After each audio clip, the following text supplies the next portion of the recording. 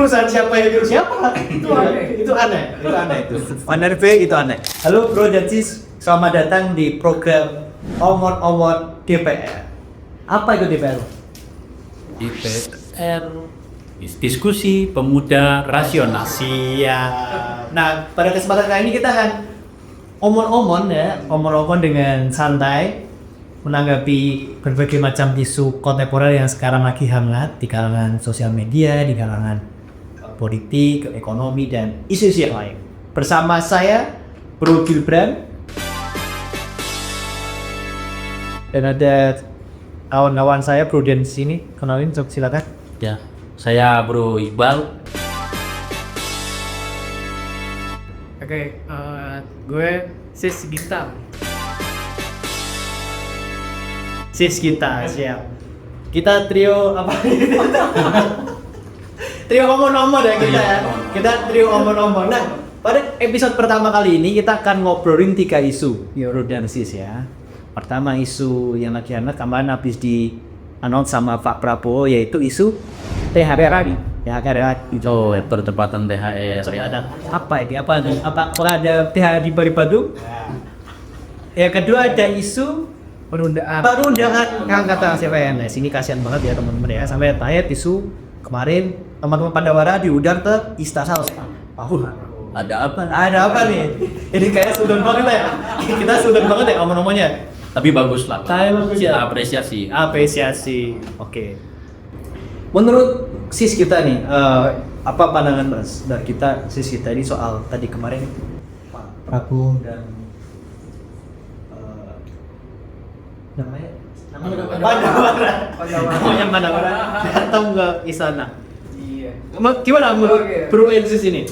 Iya, Pandawara itu sebenarnya ya kegiatan-kegiatannya perlu kita apresiasi. Itu salah satu awareness dari anak-anak muda itu ya, punya concern terhadap isu lingkungan. Ya menurutku Pandawara ini dengan diundangnya ke istana itu sudah memberikan tanda bahwa presiden ini mengapresiasi. Oke. Ya movement anak-anak muda Melek lagi. melek terutama dalam isu-isu lingkungan yang sekarang ini menjadi hot topic ya. Jadi prioritas yang harus kita segera lakukan pencegahan gitu. Karena kapan sampai banjir gitu ya? Oh iya, kalau sampai banjir ya, itu kan kasus perubahan iklim itu. Nah itu kan juga masih termasuk itu. Nah Pandawara ini sesungguhnya dia ini membawa harapan. Bisa membawa harapan dan bisa membangkitkan spirit dalam keterwakilannya representasi anak-anak budaya. Tapi sebenarnya di balik ke representasinya Pandawara ini, Pandawara itu nggak bisa menjadi solusi untuk jangka panjang. Pandawara itu iya, karena bagiku Pandawara itu mau duplikasinya sebanyak apapun, mau ada bentuk-bentuk benih-benih yang muncul seperti Pandawara ada banyak Gitu ya. Gimana-mana gitu ya. itu nggak akan menyelesaikan dari hulu ke hilir tentang pembersihan lingkungan. Tapi kan sekarang yang dibawa Pandawara tuh tentang pembersihan lingkungan. Pandawara tuh biasanya 5 orang tuh. Ya 5 orang. Iya. Pandawara. Terus dia jadi viral ya gara-gara pembersihan di di pantai apa tuh Woti ya seingat tuh pantai klasik terkotor loh itu di daerah Jawa tadi itu kan. Nah menurutku secara jangka panjang, solusi jangka panjang itu aksi-aksi heroik ini itu nggak bisa ya gini ya sebagai solusi jangka pendek. Tapi secara jangka panjang, ini kita balik lagi terhadap industri ekonomi saat ini undang-undang kita ya. Seingat gue tuh undang-undang nomor 18 tahun 2008. Tepatnya kalau nggak salah pasal 15 gitu. Ya, itu diamanatkan secara khusus kalau pengolahan sampah itu menjadi tanggung jawab produsen di industri, bukan kita. Produsennya. Produsennya. Terus C itu adalah tentang produk-produk dalam kemasan. Kemasan-kemasan itu menjadi tanggung jawabnya produsen.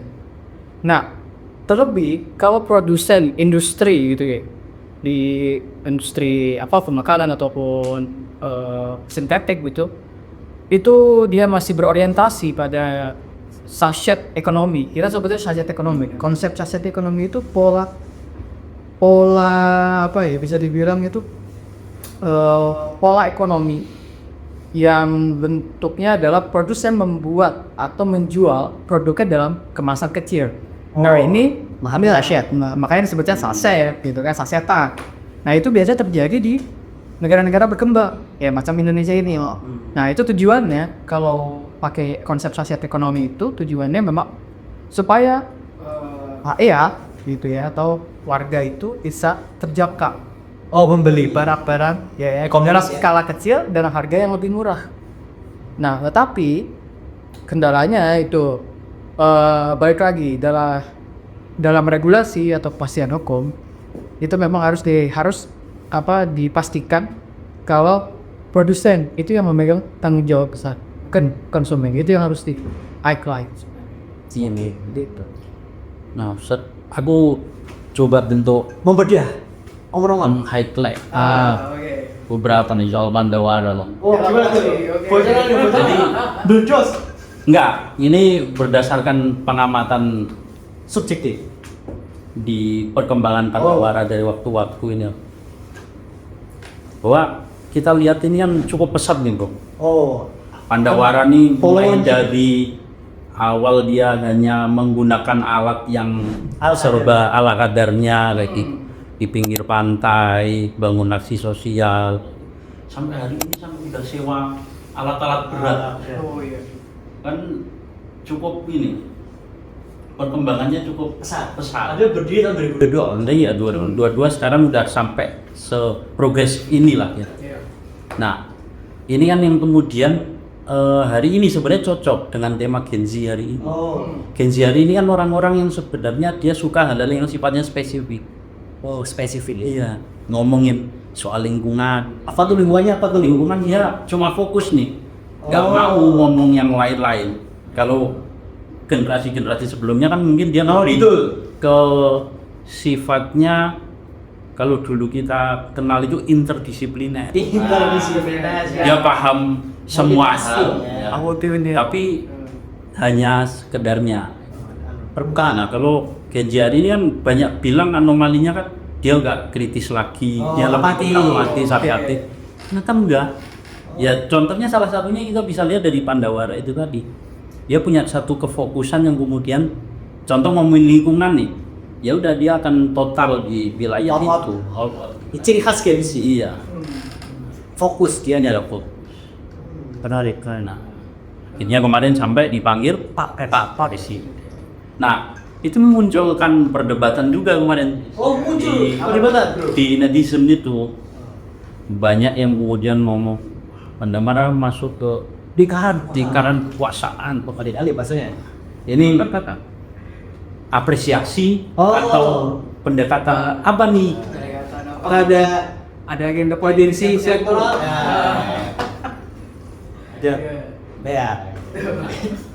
Kalau Brugil Kurai gimana? Kalau menurutku itu jadi peningkat motivasi buat anak muda bahwa kalau kalian punya kemauan untuk berdampak buat sosial, itu pasti akan ada waktunya dihargai orang lain. Karena dulu kan banyak yang bilang Pandawara nggak jelas lah, kebetulan itu udah ada petugas kebersihan apa ini kebersih-bersih. Banyak SKT. Iya, benar. Dengan ada Pandawara dipanggil ke istana itu jadi bukti bahwa Gen Z itu bisa berbuat gitu. Berkontribusi untuk negara ini bisa apapun caranya. Mau mengutin sampah, dapat waktu resip pun semuanya bisa. Itu ya, berarti itu tanda stigma Gen Z nggak bisa kerja itu salah. Salah. Akhir-akhir ini kita sering kali dengar ada berita soal THR. Tiga kata menyenangkan, THR. Udah deket hari raya, ya kan? Udah orang mau pulang kampung, mudik, bau-baunya udah mulai tercium lagi. Bau flus. Nah, hari ini akhir-akhir ini lagi kenceng nih soal ada percepatan soal THR. Percepatan THR. buat ASN gitu. ASN, TNI, Polri. Padahal kan seharusnya agak akhir kan. Oh, biasanya kayak ada pikiran. Karena saya belum pernah merasakan. Kalau Mas Kira. Oh, saya juga belum. Sama sih gitu. Tanggal 17 ya? Ya kemarin Pak Bro pinjam. Hilangnya sudah mulai muncul lah dari Pak Presiden. Nah, pandangan Oh, Gibran gimana soal Ya, THR? meskipun saya nggak tahu tadi ada pertambangan ya. Tapi ya dinasitas kan dulu. Karena selain kata I love you, kata THR itu kata yang paling itu emang gitu juga. Iya. Understand gitu. Jadi yang jelas pertama kalau dari perspektif subjektif memang itu menyenangkan buat masyarakat ya. Siapa sih yang nggak suka dikasih duit? Iya. Yang kedua harapannya itu bisa memutar ekonomi kita. Karena kan kalau menjelang high season kayak gini kan banyak pemoran ya ikon kan betul kan. Ngasih apa namanya? Buat uang dia ke adik-adik, ke sepupu atau ponakan ya kan banyak tuh. Tapi perlu dicatat juga bahwa selain ada musim lebaran ini juga sedang kencang musim efisiensi. Jadi itu perlu dilihat juga tuh apakah apa namanya punya kelembaran fiskal yang cukup buat menghandle THR itu gitu. Karena kalau nggak salah yang dapat tuh kan 9,4 juta PNS dan ASN yang dapat. Sedangkan yang didapat THR plus gaji ke-13. Oh iya, Banyak juga ya tuh kan. Toki. Dan nilainya sama Mas. Jadi kalau kita perhatikan statementnya Pak Prabowo, dia menyampaikan sekitar 9,4 juta ASN itu dapat, PNS, TNI, jaksa, hakim itu dapat. Nilainya berapa? 1 kali gaji sama tunjangan kinerja. Yang pensiunan lu dapat. Jadi kita pensiunan kita kan? Iya. Ya, Mas. Oh jadi harapannya itu tadi ya untuk mempercepat adanya roda ekonomi. Roda ekonomi, karena sudah susunya dia. Iya. Jadi memang isu THR ini sedikit banyak meningkatkan hadapan masyarakat di tengah simpang siuran ekonomi kita. Iya. Ternyata dipertimbangkan soal fiskal. Sama tadi, selain isu THR ada yang berkelindan dengan isu THR itu ya. Soal apa menurut Pengangkatan CPNS. penurunan pengangkatan CPNS. Udah keterima kerja tapi nggak usah gaji dikerja. Dikerjain mah dikerjain. Periode 2024 sama 2045 ini ya. Iya masih THR betul. Harus dapat pekerjaan mah dikerjain. Nah, Tuh kasihan betul. Oh. Yang udah resign dan siap pengangkatan. padahal kan daripada yakin nih kan. Iya. Bulan Maret 2025 itu Nah, aku terima. Pas lebaran pakai pakai baju. Jadi ketemu mertua, kan enak gitu kan. Bulan Maret tuning nih bos. Iya, baru masuk kerja langsung dapat THR sama gaji 13. Bangsat. Kayaknya kita kecewa dengan pengumuman seperti itu. Dan alasannya emang aneh ya Pak ya. Jadi Komisi 2 kemarin statement bahwa kita nggak pernah pandar buat menunda, belum pernah, cuman saat sampai pandar kayaknya misko. Nggak ada groove apa jadi misko. Ada groove apa Baru udah di stop. Ada miskom juga bilangnya ya ada laporannya bilangnya dari Komisi 2 itu ya kalau nggak salah Dede Yusuf ya. Oh iya. Dede Yusuf tuh bilang ya bang, kenapa ada penundaan perangkat CPNS itu juga karena permintaan dari instansi mau dari instansi asal dari instansi masing-masing gitu ya untuk menunda karena mereka kesulitan atau sukar gitu untuk mengelola anggaran ya kan? Anggaran. Kalau saya ada ya. Anggaran daerah nah Tahuan juga ya. Tahuan juga ya. nah ini ujung-ujungnya masuk lagi nih kerut kauser berarti ya pakai efisiensi anggaran Ya karena juga ya. Dia karena angkanya gak main-main Mbak. Dan that group juga parah. Itu 1 juta calon tertunda sampai bulan Oktober sama. tertunda sama 9 bulan. Berarti ada 1 juta pengangguran sekarang ini. Yang nonton video ini pada nganggur. Coba Anggur nggak? Coba tuh. Bayangin tuh. Dan itu produktif, usia produktif. Iya, berarti. Yang paling terdampak kan karena PNS ini kan dibatasi usianya. Usianya dibatasi. Dan rata-rata fresh graduate. Iya. Gua dicatat gitu kan. Nah, terus muncul juga kemarin alasannya bahwa penundaan CPNS ini alasannya lembaga-lembaga atau instansi-instansi ini belum siap. Oh, belum siap. Belum siap, ngapain dibuka kan gitu. Harus pemanasan. Formasinya. Harus pemanasan di pinggir lapangan. Belum siap. Iya, siap. dulu gitu kan. Oh gitu rasanya. Iya. Sangat profesional sekali. Sangat profesional sekali. Padahal kan maksudku seleksi CPNS kan setahu saya yang belum pernah mencoba. Nah ini kan formasi itu ditentukan oleh instansi terkait sesuai kebutuhan Itu spesifik. dan spesifik. Itu banyak loh. Bahwa posisi-posisi ini ketika memang belum siap ya kenapa dibuka Yes. dan kenapa ditawarkan. Ditawarkan. Ingat terakhir. Malah formasi. Giliran ada yang ngisi Wih, belum Sri. dikerjain malah ya. Iya ya. Iya. Formasinya banyak banget dari ini. Ada 250 ribuan. Oh, 200 sama di formasi itu. Dan ini punya potensi kerugian negara. Kemarin aku dengar statementnya peneliti Indef itu Bang Bima Yudhistira. Oh, Bima Yudhistira. Iya. Dia bilang ada potensi kerugian negara itu dalam penundaan selama 9 bulan ini hampir 3 triliun. 3 triliun ya. Terhitung kurang aktif kerja. Itu masih kalah. Sama kondisi Pertamina masih kalah. Iya. Ya, Oh, 3 triliun mas kerugian ya. Rugi 3 triliun. kerugian. Justru malah rugi ketika ditunda. Ketika ditunda merugi. Oh, malah rugi karena ini kalau misalnya kita pakai hitungan secara ekonomik gitu ya. Per daerah itu dipangkas anggarannya sekitar 50,5 triliun. Ya, tetra sebuah Iya. ke daerah ya. Iya, seolah-olah apa yang diinsinuasi dari programnya Prabowo itu sebenarnya dengan istilah populisnya efisiensi anggaran, tapi justru punya dampak yang lebih destruktif, punya efek domino dari efisiensi anggaran itu. Nah, salah satunya Iya. secara economically per orang kita itu ambil 3,2 juta itu ya yang baru awal Global tiket. CPNS 3,2 juta dipotong lebih dari 50%-nya buat tunjangan atau buat asuransi, buat pajak itu 3 juta. 3 juta dikali 9 bulan selama penundaan itu udah 27 juta Per orang ya. 27 juta itu per orang. Per orang dikalikan lagi sama formasi 220 ribuan lagi. Coba itu kekiraannya sekitar 6 triliun lah gitu. Oh, 6 sekian ya. sekian. Tolong dipertimbangkan nasib kawan-kawan saya. Kerjanya sangat eksponen sekali, sebesar itu tahun terkali. Kayak ini menjadi efek domino dari efisiensi apa? Benar. Jadi bagaimana tuh belum tentu menguntungkan ya. Betul, bila tuh menguntungkan ternyata kan bisa jadi bumerang. Jadi bumerang. Kamu buat rakyat itu sendiri. Ini yang harus dikaji ulang. Kenapa efisiensi anggaran itu harus tepat sasaran? Tepat sasaran. Gak cuma asal sunat, asal pangkas. Betul. Punya orang lain sunat pernah busik sendiri. Nah, Rugi gimana? banyak kena menurunkan. Kalau aku melihat penundaan ini ya, sangat kalau kita lihat akar rumput itu sangat menyusahkan. Aku beberapa kali dapat WA dari teman-teman yang Keluhan. keluhan. Padahal saya bukan menteri PNS, tapi yang berkeluhan.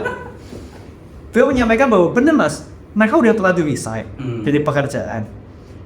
Kemudian dari PNRB bilang, ya nggak apa-apa silakan tutup perusahaan-perusahaan itu kembali menerima.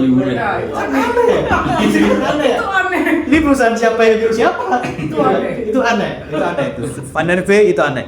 Jadi itu memerintahkan buat PNRB mengimbau silakan perusahaan-perusahaan untuk menerima kembali para PNS yang resign. Aneh juga Hasan. Sedangkan teman-teman yang resign itu kan mereka tuh makhluk hidup, setiap hari makan, setiap hari butuh tempat tinggal. Dan kemudian mereka pulang ke rumah tanpa bawa apa-apa, mau lebaran, pusing juga. Jadi kurasa ini memang sangat merugikan masyarakat, apalagi teman-teman yang udah keterima cek. PNS itu susah loh, masa udah harus atas Pasti pride kan. pasti pride. Mau lebaran kan, naik mobil baru, pakai baju dinas, pride kos. Tapi karena tiba-tiba digocek dan dikerjain sama nanti akhirnya malah zong, nggak jadi jackpot. Kasihan teman-teman. Tapi kalau masalah negara rugi, mungkin nggak banyak orang yang aware ya. Tapi kalau masalah pro itu udah rugi, mereka malah bagus. Jadi kurasa memang sangat destruktif sih mas. Dan ini menjadi Dan perlu kajian mendalam lagi. metode penentuan formasi, kemudian tahapan-tahapan dalam seleksi itu harus ditata gitu. PNS ini salah satu putra putri terbaik tanah loh itu. Achievement loh itu. Oh, achievement itu masuk PNS tuh. Jadi kan bahkan lo lihat di Gramedia atau di toko buku tua tes CPNS betul-betul lebih tekan daripada apalah. Jadi kan lebih susah buat dibaca. Ada berkali-kali ditolak. Nah, berkali-kali dia telat. Dan mereka rela untuk nungguin. Tapi per hari ini tadi ya, aku coba cek di berita itu. Dari DPR itu udah menyerukan untuk per RB mengkaji ulang. Nah, hasilnya. Nah itu juga ini semoga aja ada sabar bagi. Iya, kalaupun kita nggak PNS ya, tapi semoga kasihan juga teman-teman. Tadi dari wakil ketua DPR. Oh, Idas Pak Dasko. Oke, siap. Oke lah alam. Ya tipikal kita lah ya, bikin kesalahan, kita paham, kita iki. Super hero jangan. Itu teman-teman, awal kali ini sangat semoga berdaging ya. Ya, semoga. Dan sampai jumpa lagi di obrolan lain bersama Sisila, Bro Iqbal dan Bro Gimna. Sampai jumpa di omon-omon DPR. Nah.